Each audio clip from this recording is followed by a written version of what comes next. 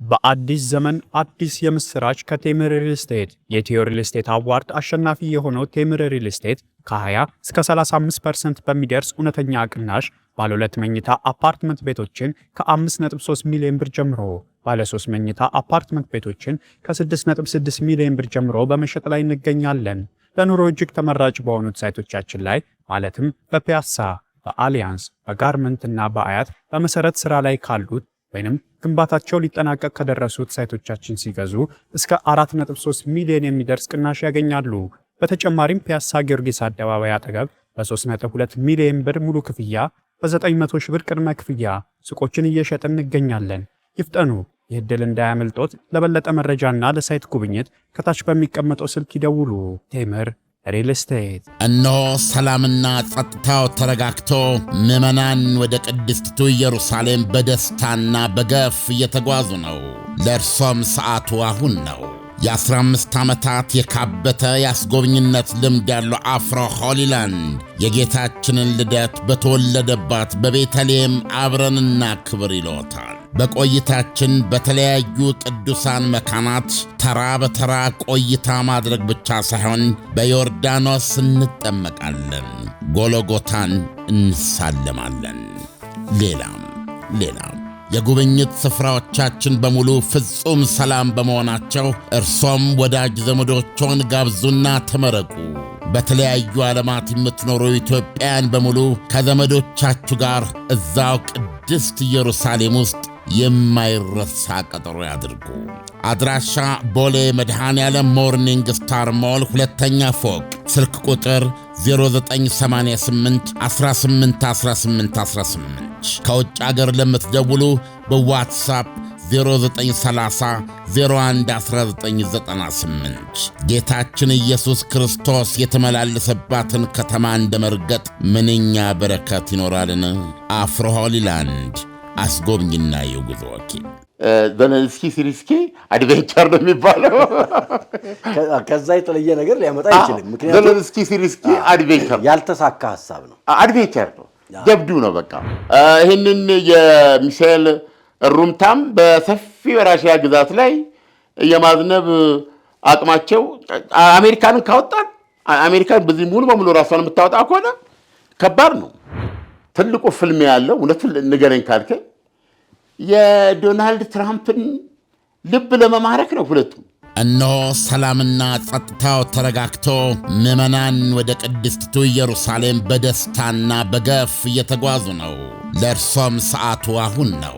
የ15 ዓመታት የካበተ የአስጎብኝነት ልምድ ያለው አፍሮ ሆሊላንድ የጌታችንን ልደት በተወለደባት በቤተልሔም አብረንና ክብር ይሎታል። በቆይታችን በተለያዩ ቅዱሳን መካናት ተራ በተራ ቆይታ ማድረግ ብቻ ሳይሆን በዮርዳኖስ እንጠመቃለን፣ ጎሎጎታን እንሳለማለን።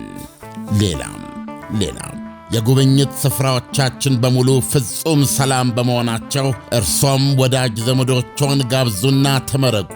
በተለያዩ ዓለማት የምትኖሩ ኢትዮጵያውያን በሙሉ ከዘመዶቻችሁ ጋር እዛው ቅድስት ኢየሩሳሌም ውስጥ የማይረሳ ቀጠሮ ያድርጉ። አድራሻ ቦሌ መድኃኔዓለም ሞርኒንግ ስታር ሞል ሁለተኛ ፎቅ፣ ስልክ ቁጥር 0988 181818። ከውጭ አገር ለምትደውሉ በዋትሳፕ 0930 011998። ጌታችን ኢየሱስ ክርስቶስ የተመላለሰባትን ከተማ እንደ መርገጥ ምንኛ በረከት ይኖራልን! አፍሮ ሆሊላንድ አስጎብኝና የጉዞ ወኪል።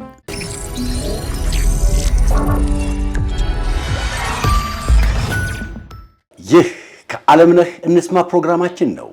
ከዓለምነህ እንስማ የፖክሮቭስክ ነገር።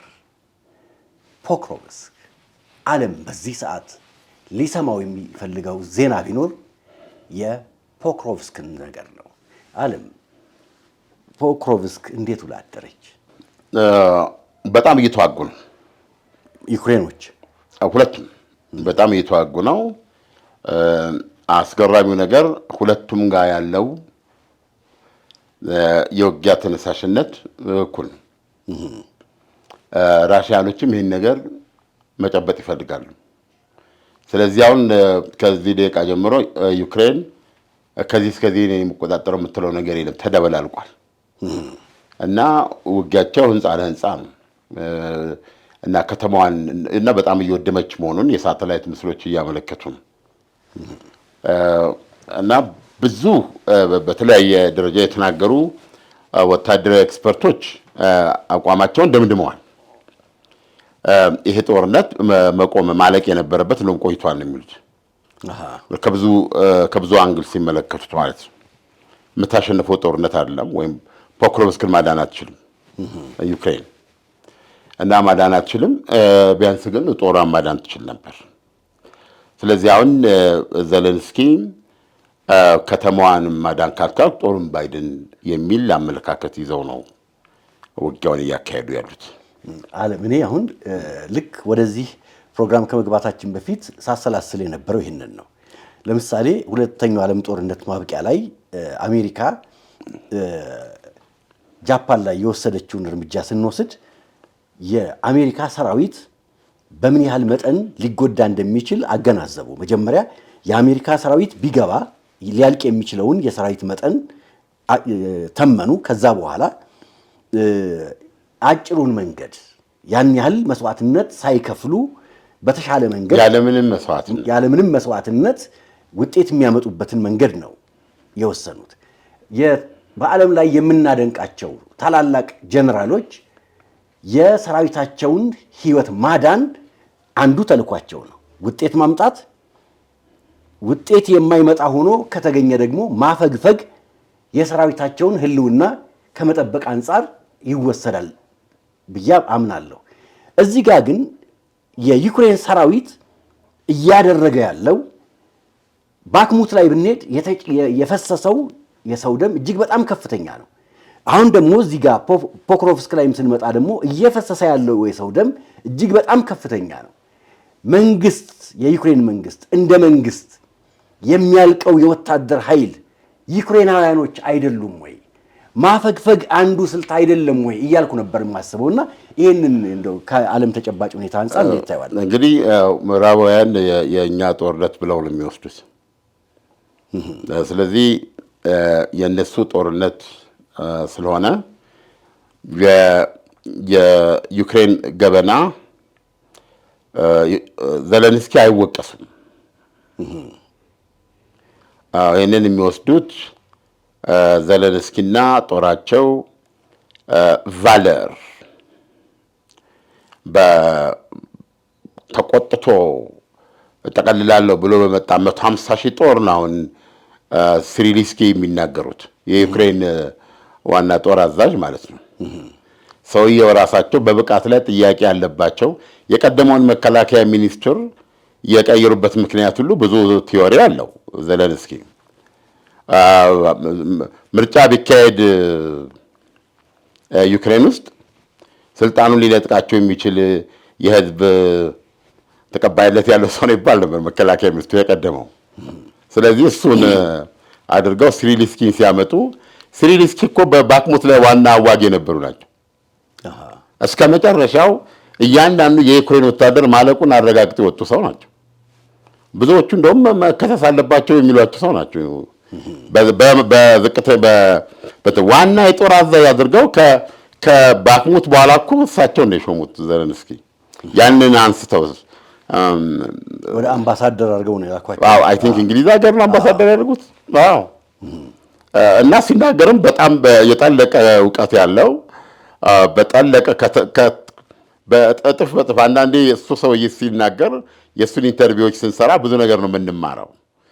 ራሱ ጦርነቱ ላይ ያለው ምልከታ ከዘለንስኪ በጣም የጠለቀ ነው እና ይሄን አንስተው ሲሪሊስኪን ቁጭ አድርገውታል። እና ሲሪሊስኪ ደግሞ ባክሙት ላይ የሚታወቁት እንደ ፕሪጎዥን በሰማይ ነፍሳቸውን ይማርና ምስክርነት ይሰጡ ነበር። ይህ ነው እንደ አንድ ጄኔራል አሁን ቅድም እንዳነሳው ማለት ነው አይደለም። መጀመሪያ ጦርነቱን ታሸንፏለህ ወይ ነው፣ ለማሸነፍ ነው የምትዋጋው። እንደማታሸንፈው እያወቅህ ደግሞ ምንድነው ኃላፊነት አለብህ ለጦርህ አይደለም እንዴ? አሁን ቢያንስ ለስልታዊ ማፈግፈግ ያላቸው እድል እየተዘጋ መጥቶ አሁን ይሄ ፒንሳ አይደለም ይሄ ይችን መግጠም ነው ያቃታት። እዚህ ጋር የሚዋጉት ራሽያ ይችን መግጠም ነው። ገብተዋል። አሁን ባለው ኮንዲሽን እንኳን ይውጣ ቢሉ ስቲል ሌት ናቸው ነው የሚባለው። ዘግይተዋል። 20 ሺህ ጦር ነው ያለ የሚባለው። በጣም ትልቅ ጦር እና እንዴት ነው እየሞቱ የሚወጡበት ቀዳዳ ነው ያለው። እየሞተ የሚወጡበት ቀዳዳ ነው አሁን። ከፒንሳ ምን ይተርፋል? አሁን ራሽያ ይህን መግጠም ነው። ይህን ለመግጠም ደግሞ የሚያስችል የጦር ኃይል የበላይነት፣ የፋየር ፓወር የበላይነት አላት። ሁለቱም አላት። እና ይሄ ሁኔታ ነው ያለው። ስለዚህ ዘለንስኪ የሚያድኑት ከተማ የላቸውም። ፖክሮቭስክ በነገራችን ላይ ለአድማጮች ድጋፍና ምናምን እየመሰላቸው ይቸገራሉ። አሁን እንዲህ ስንናገር ሩሲያን ደግፈን አይነት ነገር እንዳይመስላቸው። አይ ዓለም ወይም ዩክሬንን ጠልተን አይደለም። ተጨባጩን ነገር ነው እያነሳን ያለ ነው። ምክንያቱም 20 ሺህ ሰራዊት ለምንድን ነው የሚያልቀው? ቀላል እኮ አይደለም። አሁን ለምሳሌ ድል የምታገኝ ከሆነ ወታደር የሚፈለገውን መስዋዕትነት ከፍሎ ድል ለህዝቡ ለሀገሩ የሚያመጣ ሰራዊት ነው። ዓላማና ግቡም ይሄ ነው። ግን ተዋግቶ ደሙን አፍስሶ ውጤት የማያመጣ ከሆነ የሱ ደም መፍሰስ ዛሬ እኮ ለውጤት ባትበቃ ነገ ተደራጅተህ ማጥቃት አድርገህ የምታሸንፋባቸው ሁኔታዎችን መፍጠር አለብህ። እኛ እያልን ያለነው ይሄ ሁሉ ሰራዊት ዓለም የሚያወራውን ነው እያወራን ያለነው። ይሄ ሁሉ ሰራዊት ያልተገባ መስዋዕትነት መክፈል አለበት ወይ ነው። ይሄን ዘለንስኪ ይችላሉ። አሁን ባለው ሁኔታ ምዕራባውያን ጦርነቱን የነሱ ስለሚያደርጉ ብዙ ጥያቄ የለም። ስለዚህ ሲሪሊስኪ ጀነራል ሲሪሊስኪ እና ዘለንስኪ ምንም ቢያደርጉ አይመረመርም። ለምሳሌ ያክል የራሽያን ምን ግዛት ነው ገብተው ያዙት? ባለፈው ኩርስክ እና የኩርስክ እርምጃቸው ሁለቱ ብቻ ናቸው መክረው የወሰኑት ማለት ነው። ዘለንስኪና ስሪስኪ በኋላ እንዴት ነው አንድን ነገር ካደረግከው በኋላ እርምጃህን ወደ መተንተን የሚሄዱት ሌሎች ጄኔራሎች። ስለዚህ ምን ያህልና መጀመሪያ ላይ ሲሰጥ የነበረው የመጀመሪያው ጥያቄ ዋ የሚል ነው። ገባ በጦር ግንባሩ ላይ እነዚህ ጦር ግንባሩ ላይ በርካታ መንደሮችን በየጊዜው እያዘች ነበረ ራሽያ። ስለዚህ ጫናው ከፍተኛ ከመሆኑ የተነሳ ግልጽ በሆነ ሁኔታ የጦር ግንባር መሳሳት ይታይባት ነበረ ዩክሬን። ከዛ ምርጥ የሚባለውን ካሉት ተዋጊ ኃይሎች ውስጥ ምርጥ የሚባለውን አሰባስበው በእንትና አደራጅተው ምንድን ነው የሚባለው ለስብሰባ እንደሚሄድ አድርገው የሱሞ ግዛት ማለት ነው። የኩርስክ ኩታ ገጠም ነች። እዛ ሆቴል ነው ያስገቧቸው። እንደ የሆነ ትልቅ ስብሰባ ሲኖር የልኡካን ቡድኖች የመጡ ሆቴል ይዞ የለ በዛ መንገድ ነው ያስገቧቸው። ከዛ በኋላ ያ ጥቃት ተከፍቶ ያው የተወሰነ ርቀት ገብተው ተባለ። ኦኬ ዩክሬን የራሽያን ግዛት ያዘች ተባለ። ከዛ በኋላ ጄኔራሎች ማስራት ይምሩ ምንድን ነው እርምጃ ለምን አሁን ወዲያው ክርክር የተነሳው ዋናው ግንባር ሳስቶ ያለው ከዛ ውስጥ ግንባሩን ገትሮ ሊይዝ የሚችለውን ምርጥ የሚባል ወይ ምርጥ መድፈኛ፣ ምርጥ አስተኳሽ፣ ምርጥ ምናምን የምትላቸውን አድርገህ እዚህ አምጥተህ እዚህ ውስጥ ከተዋል። ገብተዋል። እንደ ውቅያኖስ የሰፋ አገር ግዛት ውስጥ ኩርስክ ላይ ያንን እንትን አስገብተው እንትን አድርገዋል። እና ብዙዎች ስለትኑ የፓብሊሲቲ ስታንት ነው። ዩክሬን ሰብራ ገብታ ስታበቃ ኩርስክ የተባለውን የራሽያን ግዛት በቁጥጥር ስር ያን ነገር ፈልገው ነው የሚል አንዳንዶቹ ያነሱት ጥያቄ ወይ ሰስቴኔብል ነው ወይ? ከዛ ገባ ያ ጦር ማለት ነው አይደል? ስለዚህ አሁን ከጀርባው ራሽያ ትዘጋለች። ምንድን ነው የምታደርገው? ከዛ አስቀጥሎ የሚለው ማለት ነገር አለ ወይ? አንዳንዶቹ ደግሞ አይ ኖ እዚያውን ከፈተች አይደለም ራሽያ ግዛት ውስጥ ገብተው ያዙ ማለት ሳይኮሎጂካሊ በጣም ዳሜጂንግ ነው ለራሽያ እና ከሁለተኛው ዓለም ጦርነት በኋላ በታሪክ ለመጀመሪያ ጊዜ ላይ ከአሜሪካ እኮ በሜክሲኮ በኩል ቴክሳስ ነው ያለው። ቴክሳስ በከፊል እንደተያዘ መቁጠር ነው። ስለዚህ ሁላችንም የምንጠብቀው አሜሪካ ቀጥላ የምታደርጋለች ነው። ስለዚህ ይሄ እንደዚህ ስታደርግ ዘይኖ ኢቨንቹዋሊ ምንም ትርጉም የለውም። ዘልቀህም የምትሄድበት ቦታ ምንም ትርጉም የለውም። ይህንም አንድ ቀን ራሽያኖች ይጠርጉታል። ግን ምንድን የሚባለው የጉሮሮ አጥንት ሊባል ወይም ደግሞ ይሄ የሚጠዘጥዝ ህመም ሆነ እዚህ ጋር አለ አንተ እዚህ ጋር አለ። ስለዚህ አሁን እነ ዘለንስኪ ያሰቡት እዚህ ጋር ስለከፈቱ አሁን ራሽያ ወይኔ ይሄማ ቤዚካሊ ራሽያ ተደፈረች የሚል አይደል ሰራዊቱን ከግንባሩ ባይብስም ነገር ግን ይሄ የራሽያ ግዛት ነው ራሱ የተያዘው በሚል ሀያል ጦር ወደዚህ አምጥተው ፍልሚያው ሲገቡ በዛ በዋናው ግንባር በኩል የራሽያ መሳሳት ስለሚያስከትል ዩክሬን አድቫንቴጅ ትመታለች ነው እና አሁን ብዙዎቹ ለግንዛቤ ያስቸገራቸው ተጨማሪ ኃይል የመጣ ቢሆን ነው ስቲል የዩክሬን የሳሳውን ሳስቷል የበለጠ አሳስተ የራሽያን መሳሳት እኮ አድቫንቴጅ ለመውሰድ የሚያስችል ቁመና ላይ አትገኝም። ምርጥ የተባለ ኃይል ስንት ነው መጀመሪያ የተባለ ነው 2000 እኮ 3000 ነው ምናምን ከዛ 5000 በችርቻሮ ነው የሚነግረው ከዛ 15000 ገደማ 20000 ያለው አክቹአሊ ምን ያህል ጦር 30000 ላይ ነው መጨረሻ ላይ ሰማነው እና በዛ መንገድ ነው እንግዲህ ምን ያህሉ ከዛ ውስጥ ሞተ ገታ ወጣ አለጣ አይመረመርም። አየህ ይሄንን ለመመለስ በርግጥ ለእንትኑ በርግጥ ነርቭ በመንካት ደረጃ ከሆነ የቭላዲሚር ፑቲንን ትንሽ ኢጎ ትንሽ አተንፍሷል። የመሽቶ በነጋ ቁጥር አንድ ግዛታቸው ተይዟል። እኮ ታሪክ ላይ ይጻፋል አለ ታሪክ ሲጻፍ ኩርስኪዎች እኮ በዩክሬን ወረራ ጊዜ እያሉ እኮ ነው የሚያወሩት ነገር አይደል? በዛ በመከራው ዘመን ኦልሞስት ብዙ ወር ቆይተዋል። ኦልሞስት አንድ ዓመት ይህ በእርግጥ ሳይኮሎጂካሊ እንትን የሚል ነገር ነው። ስለዚህ ይህንን ለመፍታት መጨረሻ ላይ ፑቲን የዘየዱት የተወሰነ አየር ወለድ ኃይል ምርጥ ኃይሎችን የአዞቭ ማን ይሄ የቼቸን ተዋጊዎችን ከነሱ አውጣተው ከሰሜን ኮሪያ ጋር ሄደው በጦርነት ጊዜ አብሮ በመጣመር በክፉ ቀን ተያይዞ ራስን የመከላከል ስምምነት አደረጉ። ሚሊተሪ ወታደራዊ ፓክት አደረጉ። 11000 የሰሜን ኮሪያ ወታደር ገባ ማለት ነው። ከዛ በኋላ አሁን ይህን ስናወራ ብናኛቸው የለም ዩክሬኖች በቱቦ ውስጥ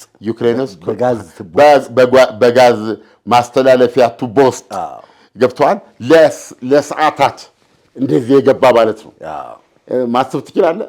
እንዴት ለመጉረሳት ደግሞ ጋዝ ያለፈበት እንትን ኦክሲጅን ሶራይት በዛ ውስጥ አልፎ ከጠላት ጀርባ ቡልቅ ያለው እና ያ አከርካሪያቸውን ሰበረው። አሁን የዩክሬን ጦር ብናኙ የለም ኩርስክ ውስጥ ገብቷል። ያ አሁን ምን ተብሎ ነው የሚገለጸው ነገር?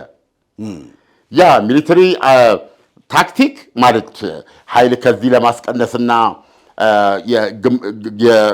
ራሽያ የራሷን ግንባር አሳስታ ወደዚህ ኃይል ማዛባት ነው ተብሎ የሚገለጸው የተባለ ነው ወይስ ምን ተብሎ ነው የሚገለጸው ሲባል አይ ቲንክ ፒውርሊ ዘለንስኪ ሲሪስኪ አድቬንቸር ነው የሚባለው።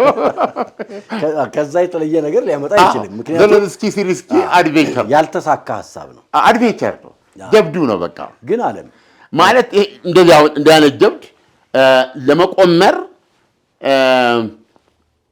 በ30,000 ህይወት ላይ የመወሰን እንትን ነው የሚያደርጋቸው። እንዲህ አይነት ነገሮች ነገና ከነገ ወዲያ ሊያስጠይቁ ይችላሉ። እስካሁን ባለ ሁኔታ ግን ዘለንስኪ እንዲህ አይነት ስጋት የለበትም። የባክሙትም ኬዝ እንደዚሁ ነው። ግን ዓለም አሁን ማን ነው የተሸነፈው? በዩክሬን ምድር አውሮፓ ሐሳቡ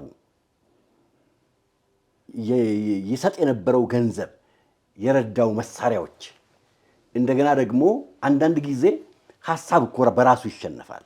አሁን የአውሮፓውያኖች ሐሳብ ፑቲንን ማድቀቅ ነው፣ ግን አልተሳካላቸውም። በዩክሬን ምድር ላይ የተሸነፈው ማን ነው? ኔቶ ነው? አውሮፓ ነው? ወይስ የዘለንስኪና ሰራዊቱ ነው? ጦርነቱ አላለቀም። ግን ሩሲያ የምትፈልጋቸውን ቦታዎች ደግሞ አጠቃላ ከያዘች ዩክሬን ላይ ብዙ ይቀራል። የውጊያ ባህሪያቸው ብዙ ይቀራል። ትልቁ ነገር እዚህ ይህንን ጥያቄ ለመመለስ ቁልፍ የሚሆነው ዶናልድ ትራምፕን ከሆነ አቋም ጋር አላጥቆ ማስቀመጥ ሲቻል ነው። ስለዚህ በግልጽ እንደምናየው ከሆነ ፑቲን ወይም ራሽያ አውሮፓን በተመለከተ ብዙም መጨነቅ የላትም። ኔቶን እንደ ኔቶ ማይነስ አሜሪካ፣ ኔቶ ሲቀነስ አሜሪካ፣ ራሽያ ፕሮባብሊ ወደ ኒውክሌር መሳሪያም ሳይገባ በመደበኛ ጦር መሳሪያ ፍልሚያ ለመግጠም ብዙ የምትሰጋ ይመስልኝ። ገብተዋል ማለት ፈለጉ። የኒውክሌር ጨዋታ ውስጥ ሳይገቡ ማለት ነው። በአውሮፓውያኖች ፍላጎት የኒውክሌር ጨዋታ ውስጥ የአውሮፓኖች ከራሽያ ጋር የኒውክሌር ጨዋታ ሊገቡ አይችሉም። አንደኛ ክምችቱም የላቸው። ይህንን የሚሳኤል ሩምታም በሰፊ የራሽያ ግዛት ላይ የማዝነብ አቅማቸው አሜሪካንን ካወጣን አሜሪካን በዚህ ሙሉ በሙሉ ራሷን የምታወጣ ከሆነ ከባድ ነው። ስለዚህ ብዙዎቹ በታክቲካል ኒውክሌር የምታዳፋቸው ናቸው፣ ቅርብ ናቸው። እና ይህን ስታይ ያላት ኒውክሌር ክምችትና እሱን ከኋላ ብቻ አስገብታ በመደበኛ ውጊያ ለመፋለም ብዙ ስጋት የላትም። እነ እንግሊዝ እነ ፈረንሳይ አሉ። ማይነስ ኒውክሌር ብታደርግ በኤር ፓወር በምናምን ኦቨርዌልም ሊያደርጓት አይችሉም ራሽያን። ጨዋታው የሚለወጠው አሜሪካ እዛው ስትሆን። ለዚህ ነው እኮ አንዳንዴ ኔቶ ያለ አሜሪካ በራሱ ይቆማሉ የሚል ጥያቄ የምታነሳው። አሜሪካ ስትገባበት ግን ኔቶ ያለው ኃይል አጥለቅላቂ ነው። በሙሉ ለዚህ አይነት የሚያስፈልጉ የአውሮፕላን ተሸካሚው ብትል የጦር መርከቡ አይነትና ብዛት፣ የአውሮፕላኑ የጠያራው አይነት ስብጥሩ፣ ብዛቱ፣ ጥራቱ እና በጣም እንትን ያለ አጥለቅላቂ የሆነ ዘመቻ ማድረግ ያስችላቸዋል። ይህንን ለማስወገድ ነው፣ ይህንን ግምት ማስገባት ነው ዘለንስኪ በጠዋቱ ኒውክሌር እንደዚህ አገልድመው ይዘው መግለጫ ሰጡት ማለት ነው። ፑቲን ማለት ነው። ቃሀት ቅድሚያት ደርሶበት በማያውቀው ማቃጠል እንደዚህ ነው ያሉት። ባካችሁ ጋዜጠኞች፣ ቴሌቪዥን የምትሰሩ ይሄ ፕሬስ፣ ይሄ ምንድነው ሬዲዮ ምትሉ፣ ይሄ ማህበራዊ ሚዲያ ገብቷል። እነዚህ የቪሌጅ ቮይስ የሚባሉ እኛ ሙሉ ንገሩ ይሄ ነገር እንደዚህ ከሆነ ይሄ ነው የሚመጣው ብላችሁ ንገሩ ብለው ነው የገቡት። ገብቷል። ኔቶ፣ አውሮፓ ፕላስ አሜሪካ ከባድ። ስለዚህ አሁን ትልቁ ጋምብል ትልቁ ፍልም ያለው እውነቱን ንገረኝ ካልከኝ የዶናልድ ትራምፕን ልብ ለመማረክ ነው ሁለቱም። አውሮፓ በዚህ በኩል ጆሮአቸውን ባገኙ ቁጥር ሂትለር በጓሮ በር ገባ፣ ዛሬ እንዲህ በማድረግ ነው ጌታዬ የሰው በነ ዊንስተን ቸርችል በነ ሩዝቬልት ደረጃ የሚቀመጡት ጌታዬ። አረ ዝም ብሎ ይመልከቱ። ይህን ሰውዬ እኮ ቆመጥ ሊያሳርፉ የሚችሉት እርሶ እኮ ነው። የእርሶ እጅ ተይዞ እኮ ነው አሁን ዓለም እየታመሰ ያለው። ስንት አቅም አለዎት፣ ስንት ሐሴት አለዎት ጌታዬ እያሉ 24 ሰዓት ነው የሚወተውቷቸው። ገባ እንዲሸንጣቸው ማለት ነው። እንዲሸንጣቸውና በጆ ባይደን እግር ገብተው ፖይንት ኦፍ ኢንፍሌክሽን እንዲሉ ማለት ነው። ወይ ምዕራቡ ነው ወይ እንትና ናቸው ወይ እነሱ ወይ እኛ ብለው ምንም ቀረሽ ወይም ደግሞ ጆ ባይደን እንዳሉት መቼም ያንን ዘመን ሳስታውስ እግዚአብሔር መሐሪ ነው እውነት ለሰው ልጆች ምን ይላሉ መሰለህ አንዱ ሲያስረዳኝ በአይሁዳውያን ዘንድ እምነት 40 ሰዎች አሉ ይላል። እሺ ዓለምን ከአጠቃላይ ጥፋት የሚታደጉ ሁሌ በየትኛውም ጄኔሬሽን ውስጥ 40 ሰዎች አሉ። ይሄ ከጁዳይዝም አስተምሮ ውስጥ ነው እና እነዛ 40 ሰዎች ብዙዎቻችን እንደምናስበው እንግዲህ ዓለምን ከጥፋት የሚያድኑ ከሆነ መሪዎች አድርገን ነው የምናስበው። መሪዎች ናቸው እዚህ 40ዎቹ መሪዎች መሆን አለባቸው።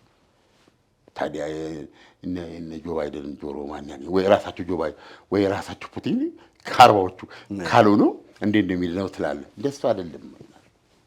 40ዎቹ ተራ ጽዳት ሰራተኛ ልትሆን ትችላለች። አንዱ መምህር ሊሆን ይችላል፣ አንዱ የሀገር መሪም ሊሆን ይችላል። ግን 40 ናቸው አታውቃቸውም አንተ። እና የነዚህ ሰዎች ሁሌ የሚቀመጡበት ቦታ ገብተዋል አይደል እንዴ?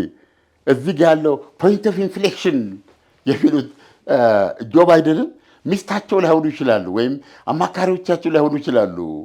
ተጽዕኖ ሊያሳርፉባቸው የሚችሉት የሚገስጻቸውም ላይኖር ይችላል። ግን እንትን የምታጸዳው ምንድን ነው? ጠረጴዛ የምታጸዳው ለሳቸው ዝም ብሎ በስሜታቸው ለሳቸው ያላት ክብርና ክብካቤ በጣም የሚመስጣቸው ሊሆን ይችላል። ገብቶሃል? ልክ የዛን ድመት ነገር ላመጣል ይችላሉ። አይ ቲንክ የ40ዎቹን ምሳሌ ገልጽልሃል። እነዚህ 40 የቤተ ክህነት ሰዎች የተሻለ ግንዛቤ ይኖራቸዋል፣ ሊያወሩት ይችላሉ፣ ይኖራል። በእኛም ቢሆን አስተምሮ 40 ሰዎች አሉ ይላል። እነዚህ ባይኖሩ ኖሮ እግዚአብሔር በመሃላችን የሚያደርጋቸው ማለት ነው። ሁሌም አለ ማለት ነው። ተያይዘን እንዳንጠፋ የእሱን ስራ የሚሰሩ በመልእክተኛነት እንደሱ አውቀው ሆነ ሳይታወቃቸው ማለት ነው። እና ሰውየው እግዚአብሔር በህልሙ ይገልጥለታል ማለት ነው። የፍጥረታትን ሁሉ ቋንቋ ሰጥቻለሁ ይለዋል። ሰጥቻለሁ። ይሄ ምስጢር ነው። አንበሳ ሲያገሳ በግሳት ውስጥ ምን እያለ እንደሆነ በዛ አፍታ አንተ ይገባል። ትልቅ ጥበብ። አዎ፣ ጅብ አንገቱን ቀብሮ ሲጮህ አንተ ይገባል። ድመት ሚያው ስትል አንተ ይገባል። ዶሮ ኩኩሉ ሲል አንተ ይረዳል። ሰጥቻለሁ፣ ያላይትን ሁሉ ልሳን ሰጥቻለሁ። ግን ተሰጥ ይሄን የገለጽክ ቀን አውቃለሁ ያልክ ቀን ይሄንን የሰጠው ሚስጥር የገለጽክ ቀን ግን ትሞታለህ ብሎት ይሄን ይሰጠዋል ለሰውየው ማለት ነው። ሰው ተቀምጦ ሰው እየተጫወተ እያለ አንዳንዴ የመጣው ብሎ ይሄዳል። ከዚህ በፊት አንድ ሰካራምን በቤቱ መግቢያ ላይ 2 እና 3 ጅቦች አንተ ስታቋርጠው እኔ ከጀርባው እመጣለሁ እየተባባሉ እየተነጋገሩ ሊበሉት ሲነጋገሩ ይሰማሉ። ለእኛ የሚሰማን አው የሚለው ነው። እሳቸው ግን ያ ሰካራም ቦታውን ሁሉ ሄደው መጣው ሄደው የሚያደርጉትን አድርገው አድነው ይመጣሉ። ለዚህ ነው የሰራቸው። እና እቺ እንደው መጣሁ ብለው የሚሄዱባት ሽልክ የሚሉባት ነገር ሚስቲቱ ጋር ምንድን ነው የሰውዬ እንደው የሚል እንትን አለ። ኪሪዮሲቲ አጭሮባታል። ድሮ ነው እኮ በጣም በድሮ ዘመን ነው። እሺ ሰዎች ተጋቡ ማለት ተጋቡ ብቻ ማለት ነበር። በኋላ አንድ ቀን እንዲህ ጋቢውን ኩታውን ለብሶ መኳንንት ነው ሰውየው። ገብቶሃል? እንዲህ ብሎ ታለ የእሱ ውሻና የጎረቤት ውሻ ሁሌ ባጥንት ይጣላሉ። ግን ይሄ ቤት የሞላ ስለሆነ ብዙ ጊዜ ያኛው የእሱ ውሻ አይናከስም። ያው ዋናውን የሚበላው እሱ ነው እና ያቺ ተጋይዞ ይሄዳል ያኛው እንትን እያለ እና አንድ ቀን ከት ብሎ ሳቀ። እነዚህ ሁለት ውሾች ምን እንደተነጋገሩ ሰምቶ እሱ ስለገባ ማለት ነው። ሚስትየዋ ምንድን ነው ሌላ ነገር ሳከው እንደዚህ ነው። ምንም የሚያስቀው ነገር የለም። ሰው ካልነገርከኝ እንደው ሞቼ እገኛለሁ በምንም ታምራት። ስለዚህ ቢላት ቢሰራት የማይሆን ነገር ማለት እና ህይወት ታጎለ ማለት ነው። የእሱ መናገር ሞት ነው። እንዴት ምን ያደርግ እና ሊያስተባብል በማይችለው ሁኔታ ጦሽ እስኪል ስቋል። ምንድን ነው አለችው። አማራጭ የለኝም ብሎ ስላሰበ ያው ሞቱን ተቀብሎ ሊነግራት እንግዲህ ያው እምቢ ታልሽ ይደገስ ተስካሪ ይርጣ ይላታል እና ሁሉን ነገር አዘጋጅ። ሁሉን ነገር ወጣ የሚሸመተውን ሸምታ በሬው የሚታረደውን ምኑን አስደርጋ ቢሞትም ይሙት ብላ ማለት በቃ ማወቅ ፈልጋለች። በቃ ይሄን ማወቅ ፈልጋለች። ተጠራ ምናምን ተባለ፣ እየተደገሰ ነው እና እንደ እሑድ እንግዲህ ሰውየው ይናገራል ወይ እንደ ቅዳሜ ድግሱ እዚህ ያለ እንግዲህ ትታያል አይደለም። ሽርጉዱ ጠላ ይሞላል በጋን እንደዚህ የሩቅ የቅርብ ዘመድ ወስ ምናምን ይላል እና ሰውየው በዚህ ሁኔታ ያያሉ። አሁንም ያውሻና የእሳቸው ውሻና የጎረቤት ውሻ አጥንት ንጥቂያ አስገጠሙ እና ሰውየው እንዲህ እየተከዘ እያየ ሲል አሁን የሰውየው ውሻ ያልወትሮ አልለቅም አለ አጥንቱ። ይሄ በፊት ነገር ያለው እየነቀለት ነበር። ለምን ወዲያው ይሰጠው ነበር። አሁን ግን አልለቅም አለ። አምጣ ያልበላው አንተ እንዲህ እየተባባሉ ሲል ቆየና ያው ውሻ ምን አለ ተወኝ፣ ይሄን እንኳን በታች ሰድብኝ ይላል። ምነው አለ እና ጌታዬ ሊሞትብኝ ነው ይላል። ምን ሆነው ያኛው ማለት ነው። ሰውዬው ይሰማል። አይ ያልኩን ማለት ነው እንዲህ አድርጎ ሚስቲቱ እንዳልነገርከኝ ብላ ስትይዘው ሚስጥሩን ነግሮ ሊሞት የቁም ተስካሩ ነው። ዛሬና ነገ ብቻ ነው የምበላው። ከዚህ በኋላ ምንም ህይወት የለኝም እና እባክህ ተውልኛል እና ጌታዬ ሊሞት ለምን ይሞታል ይላል። ሚስቱ እንደዚህ አለችው። እንዲህ ካላደረገ ሲል ያ ውሻ መፍታት ካለ መሞት ይለዋል። በአዲስ ዘመን አዲስ የምስራች ከቴምር ሪል ስቴት። የኢትዮ ሪል ስቴት አዋርድ አሸናፊ የሆነው ቴምር ሪል ስቴት ከ20 እስከ 35% በሚደርስ እውነተኛ ቅናሽ ባለ 2 መኝታ አፓርትመንት ቤቶችን ከ5.3 ሚሊዮን ብር ጀምሮ፣ ባለ 3 መኝታ አፓርትመንት ቤቶችን ከ6.6 ሚሊዮን ብር ጀምሮ በመሸጥ ላይ እንገኛለን። ለኑሮ እጅግ ተመራጭ በሆኑት ሳይቶቻችን ላይ ማለትም በፒያሳ፣ በአሊያንስ፣ በጋርመንት እና በአያት በመሰረት ስራ ላይ ካሉት ወይንም ግንባታቸው ሊጠናቀቅ ከደረሱት ሳይቶቻችን ሲገዙ እስከ 4.3 ሚሊዮን የሚደርስ ቅናሽ ያገኛሉ። በተጨማሪም ፒያሳ ጊዮርጊስ አደባባይ አጠገብ በ3.2 ሚሊዮን ብር ሙሉ ክፍያ በ900 ሺህ ብር ቅድመ ክፍያ ሱቆችን እየሸጥን እንገኛለን። ይፍጠኑ፣ ይህ ዕድል እንዳያመልጦት። ለበለጠ መረጃና ለሳይት ጉብኝት ከታች በሚቀመጠው ስልክ ይደውሉ። ቴምር ሪል ስቴት ሶሉሽን። ያኛው ውሻ መፍታት ካለ መሞት ብሎ አጥንቱን ይዞ ሄዳል። አሁን ሰውየው መፍታት ካለ መሞት ናይ ሰዎቹን ጠርቶ ምንድን ነው የምትፈልጊው? ከዚህ ቤት በሙሉ ንብረት የምትሆን ነገር ይሄን ያሽ ብሎ ሚስቱን ፈታ። መፍታት ካለ መሞት። ከዛን ጊዜ ጀምሮ ፍቺ ተጀመረ። ገባ? ሰውየው ከሞት ዳነ ነው። በጣም ልክ እንደዛኛው መፍታት ካለ መሞት እንደሚባለው ሁሉ እንደዚህ ጠረጴዛ እየወለወለች ማንም ማያሳምናቸውን ግድግዳ የሆኑ ሰውዬ ልታሳምንም ትችላለች። ገብቶሃል? እንደዚህ ነን ሰዎች። በጣም የምንሸነፍለት ሰው አለ። ለሚስቱ የማይሸነፍ ለአማካሪው የማይሸነፍ ሁሉም በፍርሃት የሚገዛው አንድ ቦታ ላይ ግን ይቺ ስራዋን ማክበር ከስራዋ ጋር በተያያዘ እንደ ንጉሥ የምታየው እንትን የደረሰባት የሚሰማት ጭንቀት የሚሰማት ቡጥቡጥ ሊያጋምጣት ይችላል እና በእሷ ምክንያት ባይለውጥ በቀጣይ አስተሳሰቡ ላይ ግን ተጽዕኖ ከሚያሳድሩ ሰዎች ውስጥ እሷ ገዝፋ ልትመጣ ትችላለች። እንትን መንገዱ አይታወቅም። በዚህም ሆነ በዛ እነዛ 40 ሰዎች የትም የተቀመጡ እሳት አጥፊዎች ናቸው እና በዚህ ምክንያት ዓለም ሳጠፋ በዚህ ብያለች ቀጥላለች ነው። አሁን ዶናልድ ትራምፕ በጆ ባይደን ቦታ ላይ እንዲሆኑ አውሮፓያኖች የሚያደርጉት ግፊት ቢሳካ በጣም አደገኛ ሊሆን ይችላል። ለምን ዶናልድ ትራምፕ አይተኮን እኔ ብኖር ኖሮ አያደርገውም ነበር የሚሉት የራሳቸው ቃል እስረኛ ናቸው። እኔ ብኖር ኖሮ እኔ ዶናልድ ትራምፕን አይደለሁም የሚሉ ናቸው።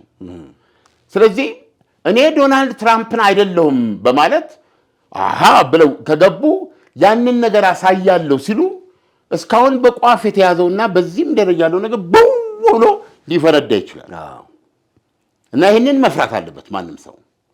ስለዚህ አሁን ራሽያ እውነቱን ለመናገር ዶናልድ ትራምፕን ማጣት አትፈልግም። ዶናልድ ትራምፕ በሄዱበት መንገድ ይሄ ብለው ስላዳመጧት ስለተቀበሏት ብዙ ነጥቦች ተቀብለዋታል። ራሽያ እስካሁን የያዘቻቸውን ግዛቶች የሚል ክሬሚያ ልሳነ ምድርንም የራሽያኑ የሚል እንደገና የዩክሬን የኔቶ አባል መሆን የለባትም የሚለውን እነዚህ ስታደርግ ቢያንስ 50-60 በመቶ የሚሆነውን መንገድ ሄደዋል እና አሜሪካ ከዚህ በስተጀርባ ደግሞ ሌሎች አይነት ዲፕሎማሲያዊ፣ ኢኮኖሚያዊ ግንኙነቶች አሉ፣ ጥቅሞች አሉ።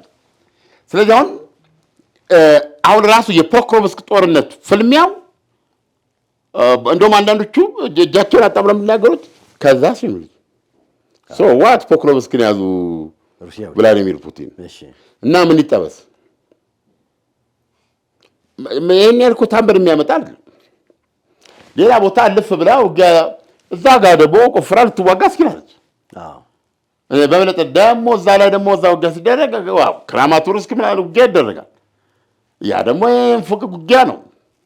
ለምሳሌ ዘለንስኪ 25 ፓትሪዮት ሚሳይል የጠየቁት ከአሜሪካ የሚጠበቀው በአውሮፓያኖቹ ግዢ 25 አይደል ነው። ራሷ በዚህ ደረጃ መሸጥ ትችል እንደሆነ አሜሪካ ላይ 25 የፓትሪዮት መተኮሻ ነው እኮ የምነግርህ። ኦኬ በጣም ብዙ ነው። ይሄ ቢኖረኝ አሁን ለምሳሌ ክረምቱን የዩክሬን የኤሌክትሪክ አገልግሎት ሰጪ ኩባንያዎች አሉ እና አንዱ ያለው ምንድነው ያለፉትን 2 ወራት የሩሲያን ጥቃት ከተመለከትን ህዝቡን በዚህ በክረምት ሰዓት ከ0 ዲግሪ በታች እስከ -20 ዲግሪ ሴንቲግሬድ ድረስ የሚቀዘቅዝ በረዶ ነው። ኖርማሊ አሁን በዩክሬን 16 ሰዓት በየቀኑ መብራት የለም። ገብቷል። 4 ሰዓት 8 ሰዓት መብራት አግኝተህ ከሆነ በዚህ ሳይድ በቃ መብራት የለም ከቀኑ 8 ሰዓት በኋላ። አሁን እኛ የምንፈልጋት እኛ እዚህ አሁን በሙቀት ቦታ ላይ ያለን መብራቷን ነው እና ኃይሏን እነሱ ጋር ግን ያ ብርድ ከራሽያ የሚሳይል ድብደባ አይተናነስም። እንደ ምስማር ምንድነው ምንድነው ይባለው እንደ ጠርሙስ ስባሪ የሚሰነጥቅ ብርድ እኮ ነው አይደል? በጣም ከባድ። ከዚህ ብርድ ለመጠበቅ አለመቻል 16 ሰዓት ክፍተት ግን ይሄ ቢሆን ገነት ነው አሉ። ባለፈው 2 ወር ያደረገችው ከቀጠለች ቶታሊ ልታወርሙ ትችላለች። አጠቃላይ መሰረተ ልማቱን የማውደም ነው በቃ እና ኢኮኖሚውን በዛ በዋነኛነት ኢኮኖሚውን መሬት ማንጠፍ እንደገና ህዝቡን ደግሞ ስለ ውጊያ ስለ ሌላም ነገር ሊያስብ ቀርቶ እቱቱ በረደኝ ሲል እንዲኖር የሚያደርግ ራሱ ብርዱን ወደ ጦር መሳሪያነት የመለወጥ ዘመቻ ነው ያደረገችው። የምትተኩሳቸው ሚሳይሎች በሙሉ ይመታሉ። አሁን የሚከላከል የለም። ሚሳይሎቹ በአብዛኛው 45 ሚሳይል አሁን ባለፈው ቅዳሜ ወይ ዓርብ የተኮሰችው 45ቱም ኢላማውን የመታው አላቁሙትም። እዛው ስካንዛል የሚባለው ሁሉ ይሄ ፍጡነ ድምፅ አለ። በመቶች የምትልካቸው ሰው አልቦች ውስጥ እንዲሁ 30-40ዎቹ ኢላማቸውን ይመታሉ። ሌሎቹ እንትን ብለው ማለት ነው። ስለዚህ ኦቨርዌልም የሆነችበት ሁኔታ ነው ያለው። በዛፖሪዥያ ግንባርም ባለ ትናንት ሰምተናል። 5 መንደሮች እዚህ ፖክሮቭስክ ላይ ያለው ይሄ ሁሉ ተደምሮ ግን ትልቁ ፋይዳው ፖክሮቭስክን ጥሳ በመቆጣጠር እዚህ ኩፒያንስክ የሚባል አለ ወደ ላይ፣ እንደገና ያሲቫር የሚባል አለ። እዚህ ግንባሩ በሙሉ የመፈረካከስ እድል ነው ያለው የዩክሬን እና ዋንኛውና የመጨረሻውን ጦርነት ነው የሚሄዱት ማለት ነው። ከዚህ በኋላ ግን ዶኔትስክ በተመለከተ ግን ዋናው ግብ ለዘለንስኪም ለቭላዲሚር ፑቲንም ይህን ጦርነት ይኸው ይዩልኝ። ለማን? ለዶናልድ ትራምፕ እያለቀ ግን አለም አሁን ለምሳሌ ቶማሃውክ አልተሰጠም፣ ተስፋውም የለም። ሩሲያ ላይ ሊደረግ ታስበው የነበረው የነዳጅ ገዢ ሀገራቶች በሙሉ ሙሉ በሙሉ እንዲያቋርጡ እና የሩሲያን ኢኮኖሚ መበታተን ወይም ማዳሸቅ፣ ከዛ ሩሲያ የምታዋጋበትን ኃይል ማሳነስ፣ እንደዚህ አይነት ነገሮች ሲነገሩ እንሰማለን። ወዲያው በተግባር ላይ ውለው ደግሞ ውጤቱን አናይም። ጊዜ መስጠት በራሱ ከወሬ ያለፈ ሳይሆን ከቀረ ለሩሲያ እድል መስጠት አይደለም ወይ? ወዲያው በተግባር አለመለወጣቸው ኖ እሱ እውነቱን ለመናገር ሁሌ ይደጋገሙታል፣ ምዕራባውያን ይደጋገሙታል። አዎ ውስጥ ለውስጥ መከራ ሊያብሉ ይችላሉ። ግን እስካሁን በልምድ ከምናይ አይደለም ራሽያን ነው የምነግርህ ከቻይና ጋር ስትራቴጂክ ግንኙነት ያላት በተለያዩ የማዕቀብ መስበሪያ መንገዶች መውጫ ዘዴ ማታጣ ሀገር ትልቅ ሀገር ቀርቶ ኩባ እዛው አፍንጫቸው ስር ያለች ኩባ አሁንም አዎ መከራ አለ። እንደውም አንዳንድ ዜና እንደዚህ ዜናን ስራውም እንጂ መብራቱ ድርግም ይላል። ዜሮ ኤሌክትሪክ ዜሮ ሆኖ 15 ቀን 20 ቀን ይፈጃል ለመስተካከል። የኩባን ፊልም ቢያሳዩ ታዝናለህ። ህንፃዎቹ ፈራርሰው ኢቭን ቀለም እንኳ ያለማግኘት ሰውንም ስታየው ታል የሆነ እንትን ምንድን ነው ችግሩ የኑሮ እንትን ነው። ነገር ግን አሜሪካ የፈለገችውን አላገኘችም። ካስትሮ ወደ አሜሪካ ትቅደም በሚል የሆነ ነገር አድርገው አሜሪካ የምትፈልገውን አይነት አገር አይደለችም አሁን ኩባ። ስለዚህ አንዳንድ ጊዜ በኩባ ደረጃ ማለት በዚህ ውስጥ እያለ ነው በየእንትኑ ብታይ ማለት ነው። ሰሜን ኮሪያ ላይ ያልተደረገብን ማዕቀብ አለ። በሚገርም መልኩ ምን ማዕቀብ አለ? ከተኳሽ ነው ያደረጓት፣ የኒውክሌር ተኳሽ ነው ያደረጓት። አይ ቲንክ መጽሐፉም እኮ የሚለው የሰው ልጅ መንፈስ እኮ መስበር እንዳትችል ነው አስተምረውም። የሰው ልጅ መንፈስ መስበር አትችልም። ከገባህ የሰው ልጅ መንፈስ አይሰበርም። ስለዚህ ይሄ መንገድ እንደማያስኬድ በመጨረሻ ላይ እኮ ማነው ዳቢሎስ ነው ስሙ፣ ሰይጣን ብዙ ነው ስሙ። ሳጥናኤል አለ። ፈታኙ እኮ በዮርዳኖስ በረሃ መጀመሪያ የፈተነው በዳቦ ነው አይደለም? ቀጥሎ በምንድን ነው? ወርቅ በታምር ነው አይደለም? እና በመጨረሻ በሰይፍና በወርቅ ነው አይደለም? ሮምናሴ ይሄን ነው አለው። እና መጨረሻ ላይ ምንድን ነው? ይሄን እኮ ሊትራሊ መውሰድ እኮ ትችላለህ። አንድ ሰው ህይወቱን አንድ ሰው ነፃነቱን ሱነቱን ማስጠበቅ የሚችልባቸው መንገዶች ናቸው እነዚህ። እና መጨረሻ ላይ የሆነው ምንድን ነው? ሂዳንተ ምንድን ነው መጨረሻ ላይ? ሂዳንተ ከይሲ ነው። ሂዳንተ ሰይጣን። ሂዳንተ ሰይጣን ሲል ዝም ብዬ ሳስበው ያን ጊዜ መጀመሪያ ላይ ሲፈትን የፈለገውንም መሆን የሚችል ይመስለኛል። እንዲህ ከላዩ ላይ ብርሃን የሚረጭበት ማስመሰል ይችላል ምናምን። ግን መጨረሻ ላይ ሶስተኛው ሂዳንተ እንትን ሲለው የሚታየኝ እንደዚህ አፉ እንደዚህ የሆነ ጅራቱ በዚህ በእግሩ ስር ምናምን የወጣ ምንም ተልካሻ ነገር ሆኖ ነው የሚታየኝ። እንደዚህ ነው ሰው አይስብር እና መከራ ነው የምታመጣው። ስለዚህ ራሽያም ተናግራለች በዚህ ላይ ማዕቀብ የምትሉት ነገር ላይክ ምን ለምዷለች። ማዕቀቡን እንዴት መስበር እንዳለባትም ታውቃለች። አሁን ውዴም በየጊዜው እኮ ስብሰባ ያደርጋሉ እኮ ያላ ትርጉም በቃ አጥቷል። እዛ ውስጥ ያጠብቃሉ ብሎን እዛ ጋር ያፍናሉ፣ እዚህ ጋር እንትን ይላሉ። ይሄ ነገር አለ እና ግን ስቲል ራሽያ ታጠቃለች። ከመንገዷ ፈቀቅ ራሽያ ታጠቃለች። በዛፖሪዥያ ራሽያ ታጠቃለች። ኬርሶን ራሽያ ታጠቃለች። ፖክሮቭስክ ላይ አለቀላት እየተባለ ዘለንስኪ ያሬሰዋለ እያሉ ገብቷል። እና አሁን ዘለንስኪ እውነቱን ለመናገር እኮ ነው ማታ ማታ ቋሚ የሮሮ ፕሮግራም አላቸው። ሮሮ ነው የሚያሰሙት። እነዚህ ተደበደበ። አሁን ይሄ ምንድን ነው የሚያሳየው? ህዝቡ እስቲ የተለወጠ አስተሳሰብ ጥያቄ የለውም የዩክሬን ህዝብ፣ ወይም በማናውቀው መንገድ አልሰማም። በጣም ከባድ። ስለዚህ አሁን ዘለንስኪ ይብር ምርጫ አላደረጉም። ይህ እኮ ምዕራባውያን የማይታገሱ ነገር እኮ እንጂ የድሮ እንግሊዝ እንደዚህ አልነበረችም። ጀርመን ብትል ፈረንሳይ ብትል አለም ላይ ዛሬ እኮ አንድ ነገር ተለ ምን ያህል ጦርነት ላይ ነው ያለው። ህገ መንግስቱ የሚሻለው ገብቷል። ሌላ ቦታ ሄደው ይወጣበታል በጣም አያ። ስለዚህ ፖክሮቭስክ የፕሮግራማችን መነሻ እሷ ነች። በአሁኑ ሰዓት ዩክሬን እኔ የምቆጣጠረው ወይም የኔ የምትለው ከተማ አይደለም፣ ከእጅ ወጥታለች። አዎ እንደምታስቀምጠው በሷ አገላለጽ ነው 500 የሚደርሱ የማሉ የተገዘቱ የራሽያ ወታደሮች አሉት ነው።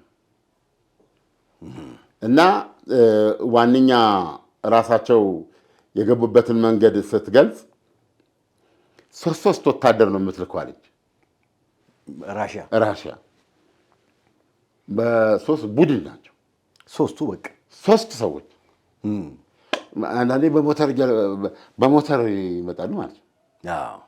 እና አንዳንድ ጊዜ የራሱ የዩክሬንን ዩኒፎርም ለብሰው ዩክሬናዊ ሆነው ማለት ነው። እውነቱን ለመናገር ሁለቱ እንዴት ለያቸዋል? ሆነው የዩክሬን መከላከያ ውስጥ ሀኬትና ሁከት ፈጥረው ይወጣሉ ወይም በዛው ይቀልጣሉ። ገብቷል? ይህ በጣም የሚገርም ነገር ዩክሬኖች ሞተው ከተማዋን ለማዳን ያላቸውን ዲተርሚኔሽን ያክል ራሽያኖቹ ሞተው ከተማዋን በራሽያ እጅ እንድትገባ ቁርጠኝነት አላቸው።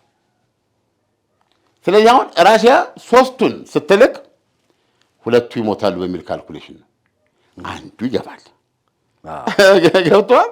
አሁን ጦርነቱ ላይ ትልቅ ለውጥ ልታመጣ የቻለችበት ታክቲክ ይሄን ይላል። ለምን ዩክሬኖች ኢፌክቲቭሊ ይዋጉበት የነበረ ኤፍፒኤንን ሳምቲንግ የሚሉት በአንድ ፓይለት ድሮን አለ። ያ ድሮን ቅኝትን መረጃ የሚሰጥ ነው፣ በጥይት የሚሰፋም ነው። አሁን እኮ የመጣ እኮ አንድ እኮ ወታደር ብቻውን ማንም በሌለበት ቦታ ላይ ከስንት ኪሎ ሜትር ሆኖ ከሚያየው ሰው ጋር ከድሮን ጋር የምትጋፈጥበት ጊዜ እኮ ነው። እና ይሄ በጣም የራሽያ መድፈኞች እንዳይቀርቡ ነገር አለ። አሁን ባለፈው 5 መንደሮች ትላንት ያስለቀቅ ምክንያት ራሷ ስትናገር 2000 ቅንቡላ ይላል የመድፍ 2000 ቅንቡላ በስንት ሰዓት ውስጥ አየህ።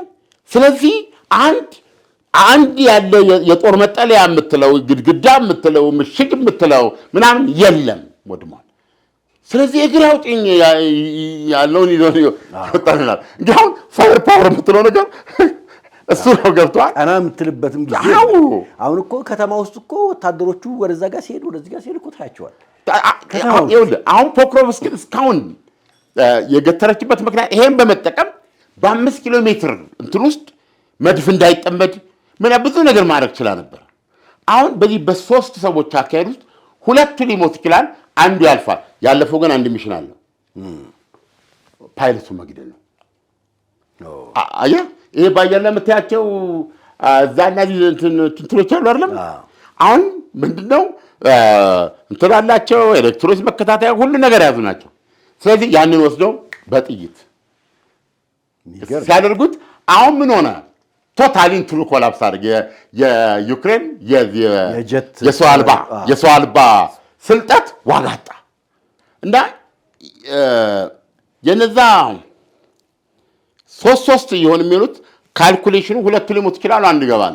ያ የገባው ግን የድሮን ፓይለቱን የሚመታው የሚከታተለው የሚገባበት ዓላማ ፖዚሽኑን ኤቭሪቲንግ አንተ ወደዛ ነው የሚሉት። በዚህ መንገድ የዩክሬንን እንትን ተቆጣጠሩት ማለት አሉ። በአንጻሩ ደግሞ የራሽያ ሰው አልቦች አክቹዋሊ በቁጥር በምን ብዙ ናቸው። እንደገና በፋይበር ኦፕቲክ የተሰሩ ማቴሪያል የተሰሩ ሰው አልቦቿ የራሽያ በዚህ በኤሌክትሮኒክስ ጃሚንግ አይነኩም፣ ያልፉታል። እሱ እንትኑ ምንድነው አይፈቅድላቸው፣ ስሪቱ ማለት ነው። ፋይበር ኦፕቲክ ስሪቱ አይፈቅድላቸው፣ ፔኔትሬት አያደርጉትም። ስለዚህ አሁን ምን ተፈጠረ? በሰው አልባም ኦቨርዌልም ማድረግ ጀመረ ራሽያ ነች፣ በጨበጣ ውጊያ ውስጥ ሁሉ ማለት ነው። ስለዚህ ይሄን ያህል እሱ አሁን 500 ብላ ብታስቀምጥም ባለፈው በሞተር ጀርባ በርና መስኮቱ በተገነጠለ መኪና ጣራ ላይ በወታደራዊ ተሽከርካሪ ላይ በጉም ውስጥ ተውጠው እየጨፈሩ ሲሄዱ የመጽአት ቀን ተዋጊዎች ነው የሚመስሉት። በጣም የሚገርም ነው። ያ ብዙ ጊዜ እንዲህ አይነት ዚል የሚኖረው አገሬን ብሎ የሚሄድ ነው እንጂ እና ይሄን ነገር ታያለን። ስለዚህ አሁን ፖክሮቭስክ ምን ሁኔታ ነው ይባል ግሬዞን የሚሉት ነገር አለ። ራሽያ ዩክሬን ድረስ ይሄኔ ነው ልትላችልም፣ ራሽያም ልትላችልም ገብቷል። በጨበጣ መሞሻለቅ ሁሉ የሚጠይቅ ማለት ነው። እስቲል ደግሞ ጭጋጉ አለ። በጭጋጉ ውስጥ እንግዲህ እንደ ጥልማሙት ነው እየተፈላለጉ የሚመታቱት በቅርብና በርቀት ማለት ነው። እና ራሽያ ድሉን ሴሌብሬት ለማድረግ ከጀርባ በደጀን በኩል እንግዲህ ብዙ ቮድካ እንደተጫነ ማሰብ ይችላል። ይህ ከዓለምነህ እንስማ ፕሮግራማችን ነው። ራሽያ በድል ጎዳና መስመር ውስጥ እየገባች ነው። በዓለምነህ አባባል ከኋላ ቮድካው ተጭኗል። መቼ ይሆን የሚከፈተው? እንደተከፈተ እንነግራችኋለን። የዛሬው ፕሮግራማችን ይህን ይመስላል። በሌላ ጊዜ በሌላ ፕሮግራም እስከምንገናኝ መልካም ጊዜ። ውድ አድማጭ ተመልካቾቻችን ልብ ልትሉ የሚገባችሁ አንድ ነገር አለ። ሰብስክራይብ፣ ላይክ፣ ሼር ሱፐር ታንክስ ውስጥ በመግባት ማበረታታት ይቻላል። መልካም ጊዜ። በአዲስ ዘመን አዲስ የምስራች ከቴምር ሪል ስቴት። የኢትዮ ሪል ስቴት አዋርድ አሸናፊ የሆነው ቴምር ሪል ስቴት ከ20 እስከ 35% በሚደርስ እውነተኛ ቅናሽ ባለ 2 መኝታ አፓርትመንት ቤቶችን ከ5.3 ሚሊዮን ብር ጀምሮ፣ ባለ 3 መኝታ አፓርትመንት ቤቶችን ከ6.6 ሚሊዮን ብር ጀምሮ በመሸጥ ላይ እንገኛለን። ለኑሮ እጅግ ተመራጭ በሆኑት ሳይቶቻችን ላይ ማለትም በፒያሳ፣ በአሊያንስ፣ በጋርመንት እና በአያት በመሰረት ስራ ላይ ካሉት ወይንም ግንባታቸው ሊጠናቀቅ ከደረሱት ሳይቶቻችን ሲገዙ እስከ 4.3 ሚሊዮን የሚደርስ ቅናሽ ያገኛሉ። በተጨማሪም ፒያሳ ጊዮርጊስ አደባባይ አጠገብ በ3.2 ሚሊዮን ብር ሙሉ ክፍያ በ900 ሺህ ብር ቅድመ ክፍያ ሱቆችን እየሸጥን እንገኛለን። ይፍጠኑ፣ ይህ ዕድል እንዳያመልጦት። ለበለጠ መረጃና ለሳይት ጉብኝት ከታች በሚቀመጠው ስልክ ይደውሉ። ቴምር ሪል ስቴት። እነሆ ሰላምና ጸጥታው ተረጋግቶ ምዕመናን ወደ ቅድስቲቱ ኢየሩሳሌም በደስታና በገፍ እየተጓዙ ነው። ለእርሶም ሰዓቱ አሁን ነው። የ15 ዓመታት የካበተ የአስጎብኝነት ልምድ ያለው አፍሮ ሆሊላንድ የጌታችንን ልደት በተወለደባት በቤተልሔም አብረንና ክብር ይሎታል። በቆይታችን በተለያዩ ቅዱሳን መካናት ተራ በተራ ቆይታ ማድረግ ብቻ ሳይሆን በዮርዳኖስ እንጠመቃለን፣ ጎሎጎታን እንሳለማለን። ሌላም የጉብኝት ስፍራዎቻችን በሙሉ ፍጹም ሰላም በመሆናቸው እርሶም ወዳጅ ዘመዶችዎን ጋብዙና ተመረቁ። በተለያዩ ዓለማት የምትኖሩ ኢትዮጵያውያን በሙሉ ከዘመዶቻችሁ ጋር እዛው ቅድስት ኢየሩሳሌም ውስጥ የማይረሳ ቀጠሮ ያድርጉ። አድራሻ ቦሌ መድኃኔዓለም ሞርኒንግ ስታር ሞል 2ኛ ፎቅ፣ ስልክ ቁጥር 0988 181818 ከውጭ አገር ለምትደውሉ በዋትስአፕ 0930 011998 ጌታችን ኢየሱስ ክርስቶስ የተመላለሰባትን ከተማ እንደመርገጥ ምንኛ በረከት ይኖራልን። አፍሮ ሆሊላንድ አስጎብኝና የጉዞ ወኪል